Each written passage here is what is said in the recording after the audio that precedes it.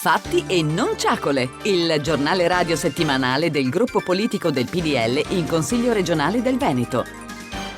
È un vero e proprio grido d'allarme quello che arriva dal gruppo regionale del PDL Veneto in vista del bilancio di previsione per il 2012. A rischio c'è l'attività di Veneto Strade, realtà che sul territorio regionale si occupa delle principali arterie e che contemporaneamente sta portando avanti numerosi e importanti cantieri. Se non si troveranno almeno 80-100 milioni di euro in bilancio, il PDL si dice pronto a non votare il documento finanziario, ma sentiamo il capogruppo del PDL in Consiglio regionale, Dario Bond. Il Consiglio regionale io ho solo fatto da amplificazione a questo grido d'allarme. Non ci sono sul bilancio, ci sono i soldi, non ci sono trasferimenti, non ci sono posti di bilancio. L'anno scorso erano 40 milioni, quest'anno è zero. Con 0 euro Veneto Strade a livello regionale muore. Veneto Strade a livello provinciale della provincia di Belluno non ha possibilità di vivere, anche perché i trasferimenti dalle province, in questo caso dalla provincia di Belluno, vengono ridotti da 15 milioni di euro a 4,5, quindi con una riduzione di 10 milioni di euro. Abbiamo dibattuto in seconda commissione oggi con tutti i vertici di Veneto Strade e anche con il Consiglio regionale questa questione, e io ho detto che questo bilancio così com'è, con queste poste senza investimenti sulle infrastrutture, noi non lo votiamo.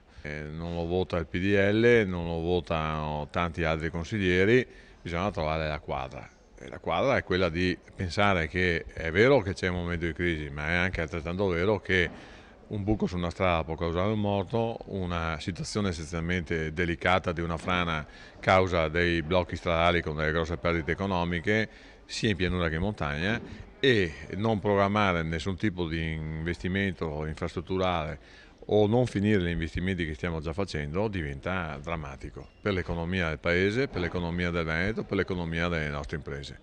E quindi servono 80 milioni di euro, 10 di spesa corrente liquida e 70 di investimenti per poter finire i cantieri e iniziare qualcos'altro. Dico qualcos'altro perché non potremo iniziare tanti cantieri, ma qualcuno lo dovremo fare.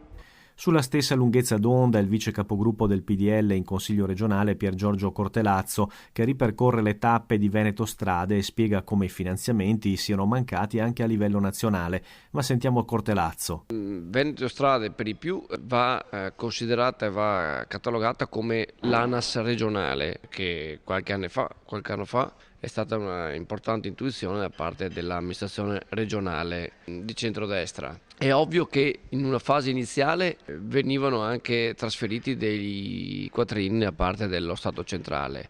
Oggi è dato a saperci che anche questi trasferimenti sono pari a zero. Se noi aggiungiamo 0 trasferimenti nazionali per fare opere agli 0 investimenti previsti nel bilancio di previsione, voi capirete che per una regione come quella del Veneto, e mi permetto anche di dire per un partito come il Popolo della Libertà, che nasce nella sua genesi per fare le opere, per costruire le opere, per dare uno sviluppo anche infrastrutturale ed economico alla propria regione, e non si trova di fronte a assenza di risorse, è chiaro che per noi non può che rimanere una nota dolente, e noi siamo costretti a fare un grido d'allarme.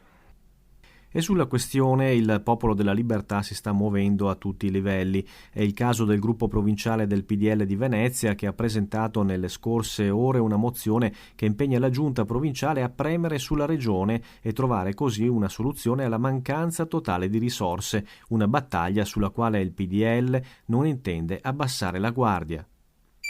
Abbiamo trasmesso Fatti e non ciacole, il GR settimanale realizzato da Linea News per conto del gruppo PDL in Consiglio regionale del Veneto.